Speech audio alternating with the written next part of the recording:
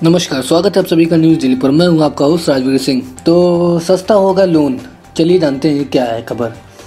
Corona संकट को देखते हुए मोदी सरकार ने करीब 21 लाख करोड़ के आर्थिक पैकेज का ऐलान किया था। देश के सामने इस पैकेज का ब्यौरा वित्त मंत्री निर्मला सीतारमण रख चुकी हैं। अब Reserve Bank of India governor Shaktikanta Das ने रेपो रेट कटौती का ऐलान किया है। इस कटौती के बाद आरबीआई की रेपो रेट 4.40% से घटकर 4% हो गई है। इसके साथ ही लोन की किस्त देने पर 3 महीने की अतिरिक्त छूट दी गई है। मतलब कि अगर आप अगले 3 महीने तक अपने लोन की ईएमआई नहीं देते हैं तो बैंक दबाव नहीं डालेगी। रेपो रेट में 0.40% की कटौती। आरबीआई गवर्नर ने बताया कि पिछले 3 दिन में एमपीसी ने घरेलू और ग्लोबल माहौल की समीक्षा की।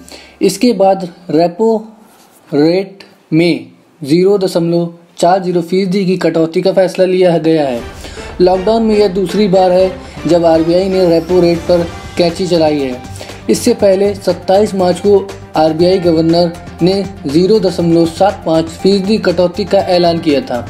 इसके बाद में बैंकों ने लोन पर ब्याज दर कम कर दिया था। जाहिर सी बात है कि इससे आपकी ईएमआई भी पहले इसके मुकाबले कम हो गई होगी। ईएमआई पर 3 महीने की अतिरिक्त छूट।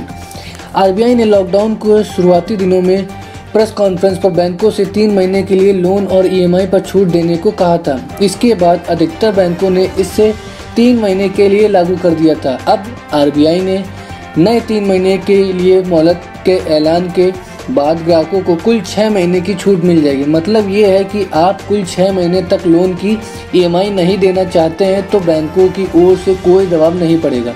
वहीं आपका क्रेडिट स्कोर भी दुरुस्त हो रहेगा, यानी बैंक की नज़र में आप डिफ़ॉल्टर नहीं होंगे। हालांकि इसके लिए आपको अतिरिक्त ब्याज देने पड़ेंगे। आरबीआई गवर्नर की बड़ी बातें हैं। पहली छमाही में भारत की जीडीपी ग्रोथ 2020 और 2021 में निगेटिव रहेगी। हालांकि साल के दूसरे हिस्से में ग्रोथ में निजी कुछ दिख सकती है। लॉकडाउन से आर्थिक गतिविधियों में भारी गिरावट। 6 बड़े औद्योगिक राज्यों में ज़्यादातर रेड जोन रहे। मार्च में कैपिटल गुड्स के उत्पादन में 36% की गिरावट। कंज्यूमर ड्यूरेबल के उत्पादन में 33% की गिरावट।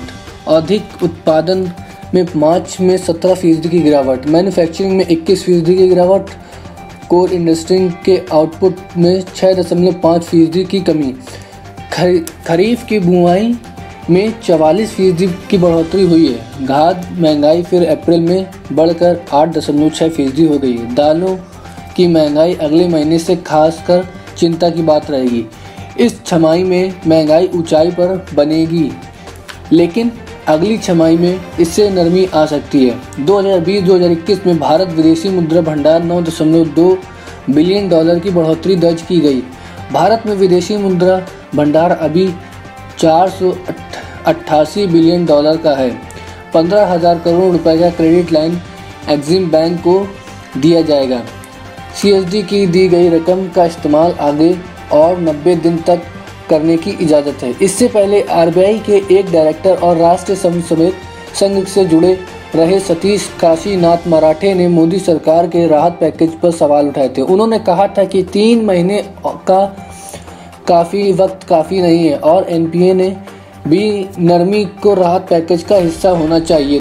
मराठे ने दिए कुछ सुझाव, चलिए जानते हैं क्या थे वो सुझाव।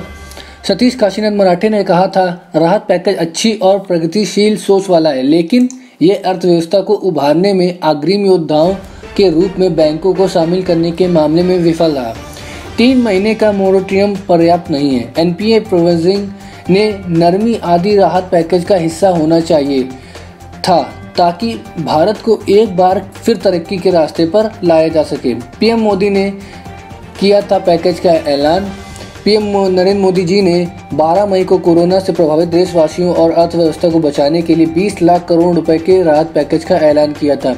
इसके बाद वित्त मंत्री निर्मला सीतारमण ने लगातार 5 दिन प्रेस कॉन्फ्रेंस कर कई ऐलान किए थे, जिनमें एमएससी को 3 लाख करोड़ रुपए का लोन देने का प्रस्ताव किया था।